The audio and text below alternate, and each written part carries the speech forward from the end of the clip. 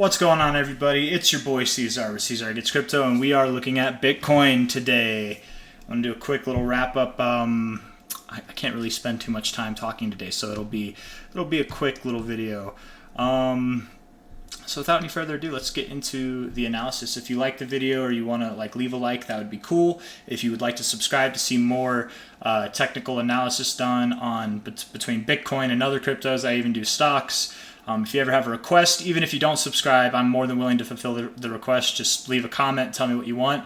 I am still planning on donating $100 to charity here, so if you have a charity that you'd like to see that $100 go to, please just let me know in the comments. I haven't gotten a comment yet, so if nobody comments, that's okay. I'll probably donate to a charity of my own choice then at that point. But $100 for 100 subscribers. I just hit 100 subscribers the other day, so let's see, 116 at the moment. Let's refresh this. Let's see, actually, what do we got? 118. There we go. That's cool.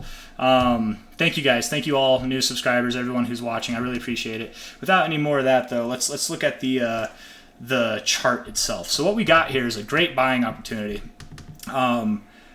It might go lower. Price looks like it might go lower, to be completely fair. Though we probably had a slightly lower low. We might just plateau, kind of like we have.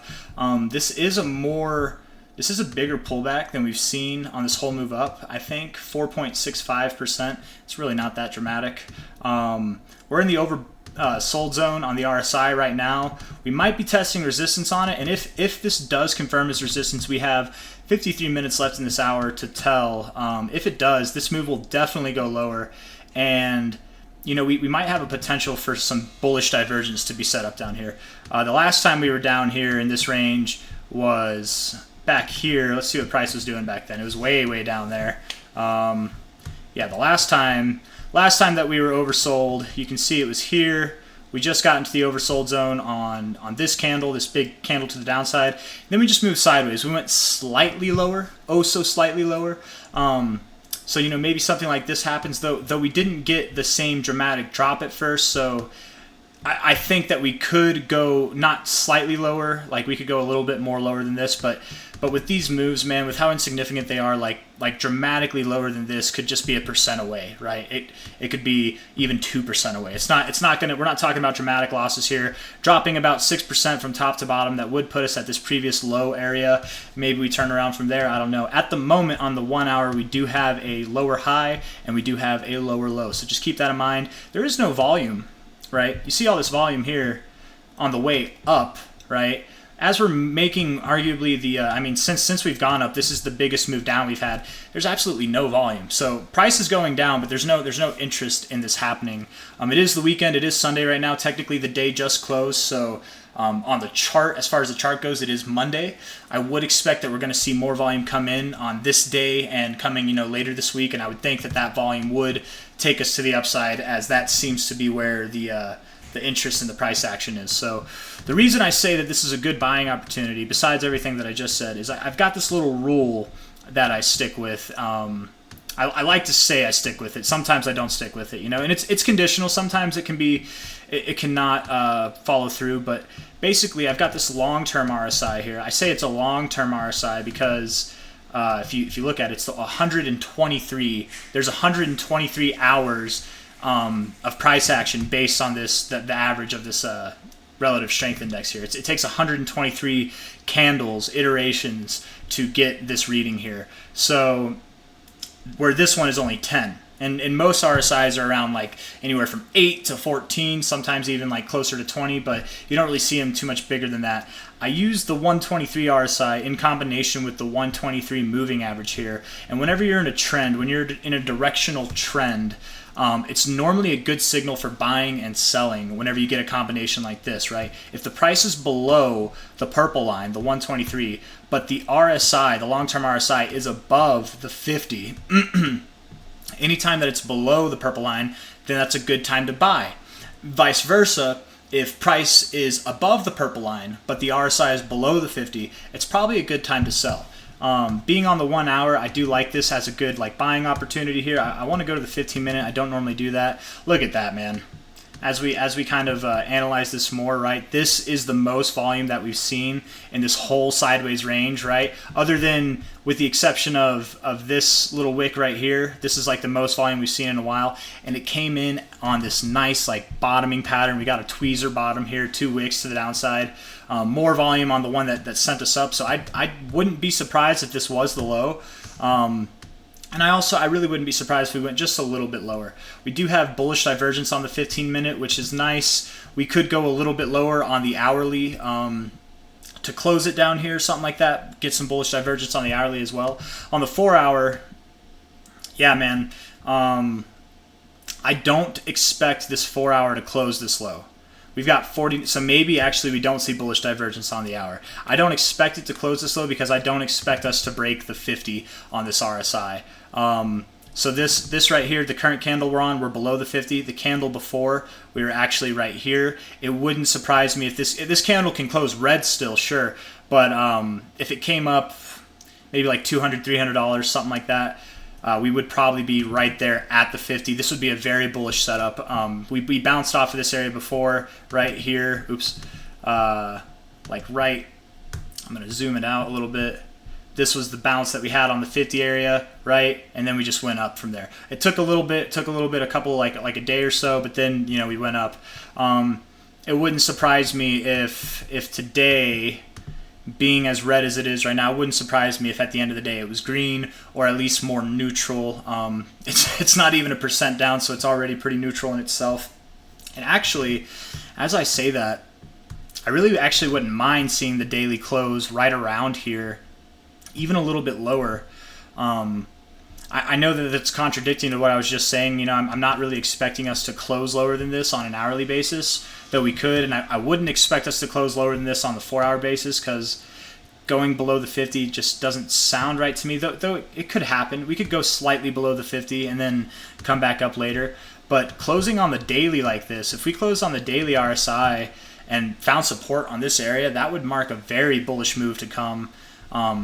Just with the way that this looks to me, you know, there's no bearish divergence. Normally when you top off around this area, you do get some form of a lower high, which we don't have. We just have one peak of a high. So I would expect at least another move that would take us above 30,700. Honestly, I'm expecting a move that takes us higher than that even, but I don't, all that to say, I don't think that it stops here. I think that it does go higher.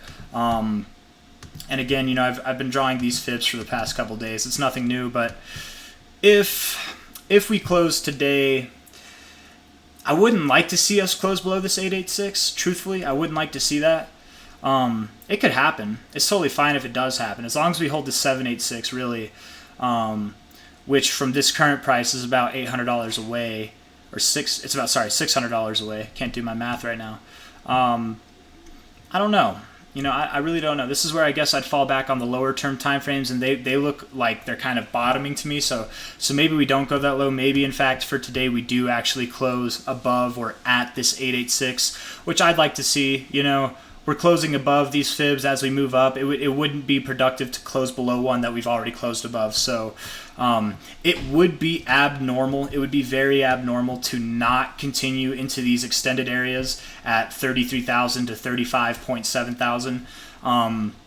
Especially breaking the 618 on the first attempt and just like going straight through all this. Like it would be very strange to me if we didn't see the extensions, but it happens. It happens, man.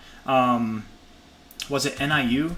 NIU is a stock. We're not going to talk about this for long, but just as an example, from top to bottom here, you know, we had a nice break right through the 618. We went all the way up, man, and then we, you know, should have gotten extensions and we didn't get it. We actually moved all the way down. I do expect these extensions to hit, but this kind of movement, again, it's not normal. You don't normally see that. It can happen. It can totally happen as you're seeing it here, but it's not normal. So my expectation would not be the same thing that we were just showing. I would expect that since we broke the 618 very clean, very clearly, and it looks like we're holding support on the 786 here, I would expect today to close above 30,257.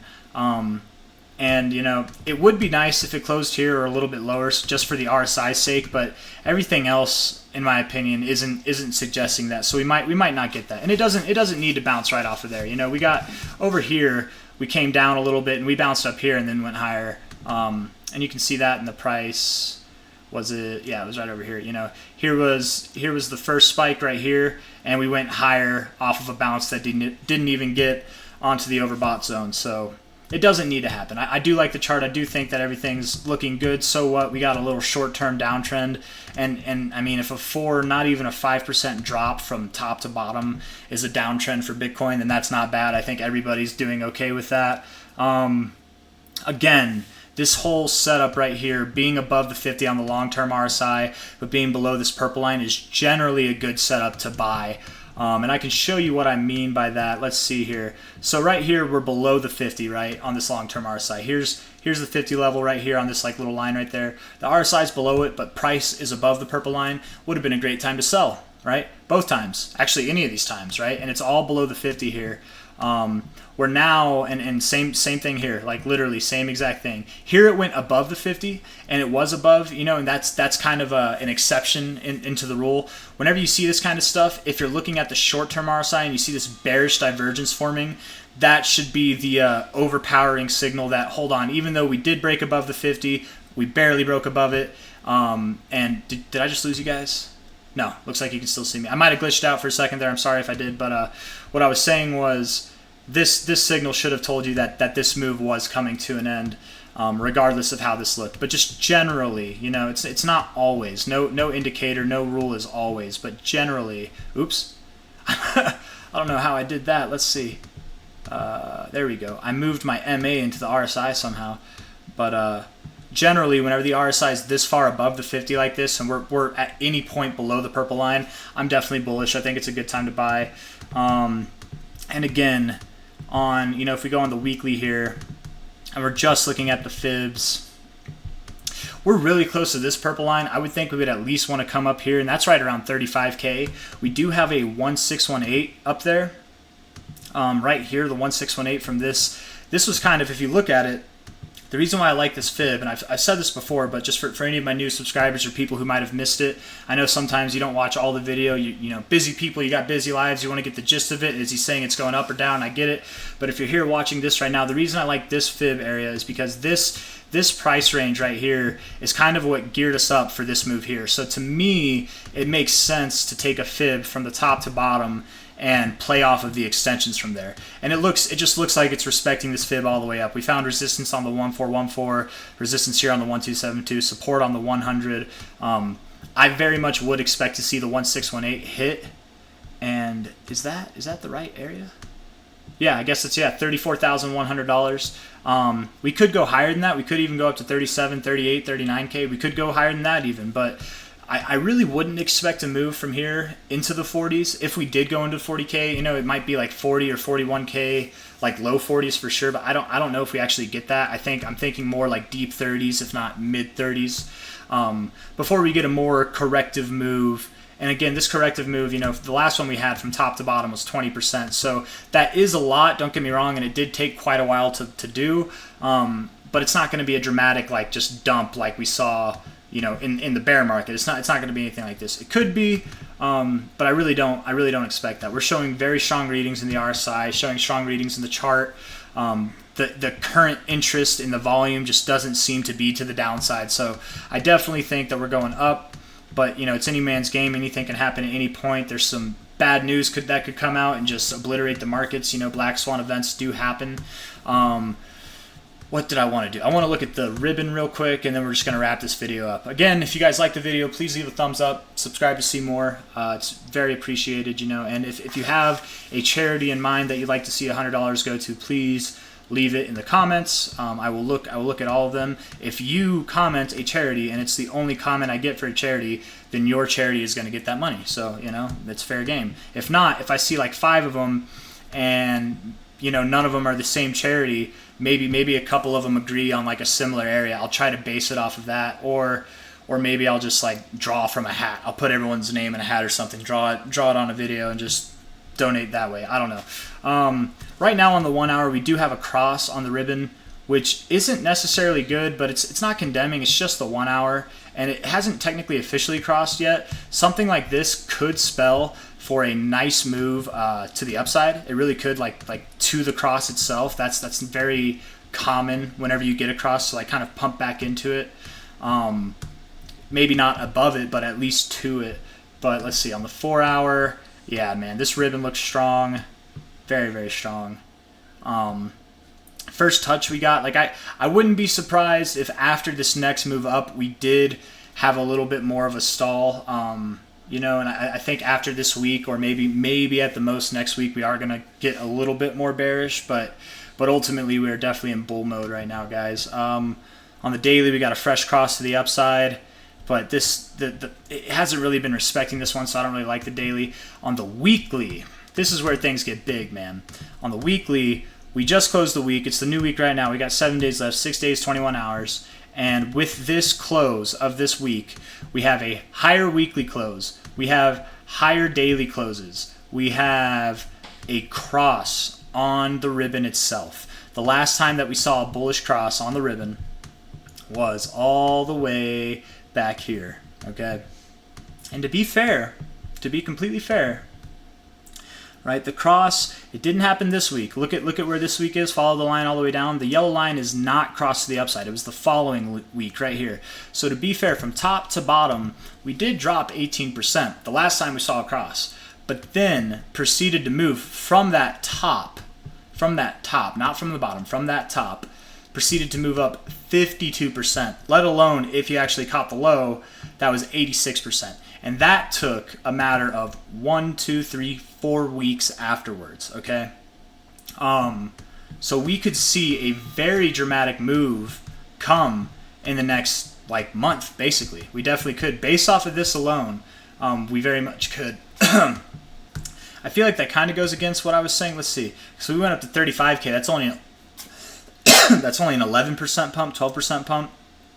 If we went up to 40K, that's only a 20% pump, where before, right, we had over a month, we had like an 80% pump, which from the current top, right, because that's what it was. Or was it? No, it was a 50% pump from the top. That's what it was. Okay, 50% pump from the top. That would still put us up in the upper 40K area. And I mean, to be fair, that's where we topped over here. So that could happen. That really could happen. You know, everything else that I was looking at, really, to me, I'm looking at lower prices to hit. But this fresh cross, man, on the weekly, it's not to be messed with. It really isn't. We got a fresh cross to the downside over here, and look at what happened afterwards. You know, we dumped. Just like the fresh cross here afterwards, we pumped pretty significantly. I wonder, I'm going to do BTC USD on the index real quick. Go to logarithmicize it. Let's see here. So we got the cross again. Let's see, right here. This cross. This is a different cross, by the way. It happened this week, and you know, from the top of that week, you know, in the next week to come, we only went up 16%. Okay, so that, you know, the last time, and to be fair, I mean, to be fair, we kind of, you know, here we were in a more of like a bottoming formation. We were just moving sideways and not really moving up or down. It was just sideways. And then we had this pop up. This was the first like real price action we saw in quite a long time, especially to the upside, where now we have been experiencing upside price action technically since November of last year. So maybe we don't see a 50% pump from the top here. Maybe we do see something that's a little bit smaller.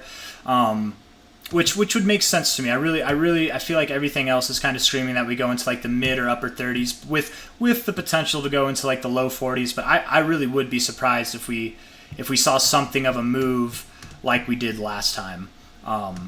You know, so I really don't know what to make of this cross as far as price action goes, other than it's a good thing. It's definitely a good thing. And we haven't been in a bullish posturing on this cross for like literally over a year. So this is big stuff happening right now. And yeah, that's basically all I got for you guys. That's all I got. I do think that it's a good time to get in. Maybe we go a little bit lower. It's completely possible to go just a little bit lower. I don't think it would be condemning or worrisome at all, though I do think we've been going up since I made this video. Not a whole lot, but just a little bit. Yeah. And the main reason I think that, the main thing that has me thinking that, yeah, we definitely went up a little bit, is being below the purple line while having this RSI above the 50. that is generally a good time to buy. Not always. If I had 10 iterations, I would say it's right maybe 6 out of 10 of those iterations, maybe 7 out of 10 of those iterations. It's not right all the time, but it is right more than half the time in my personal experience going through and just using it. You can even use it yourself if you want.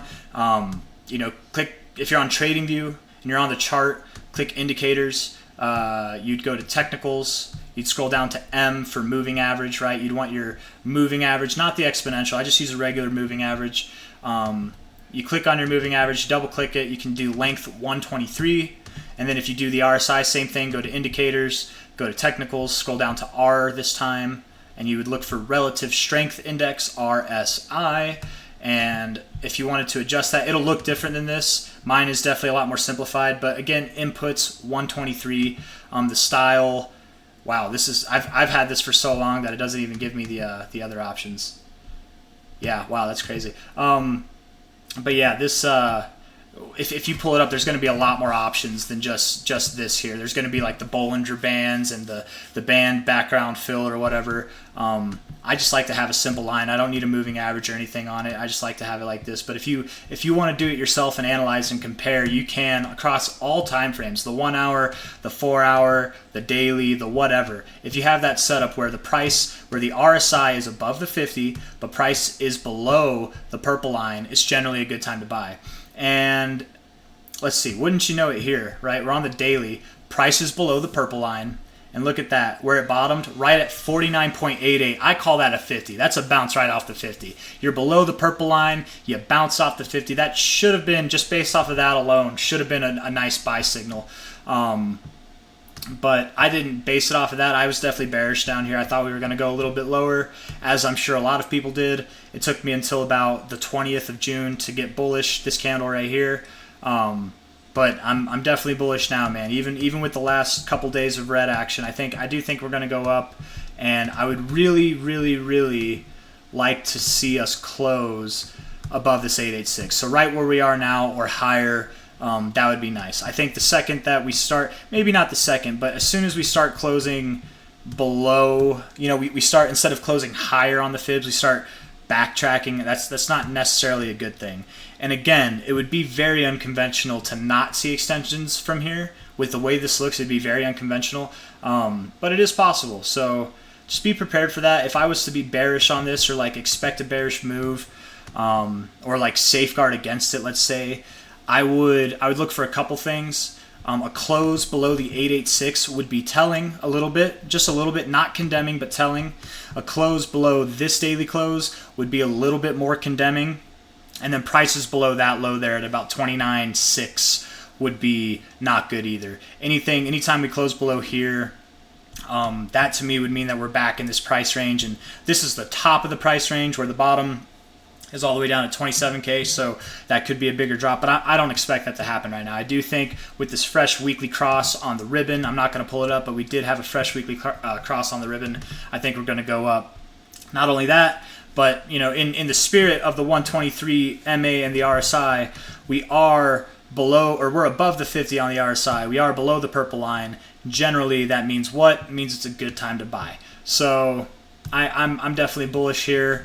I think we're going to have another green week, and I think this next move up might be the last move up we see for a little bit before consolidating for like 1, 2, 3, 4, 5, 6 months, maybe like a month, 2 months, something like that, and then we'll move up again. So that's the expectation at the moment. Things can change at any point. If you want to be aware of those changes, like and subscribe to see more, and I will see you guys on the next one. Take care, be safe, all that stuff. Bye-bye.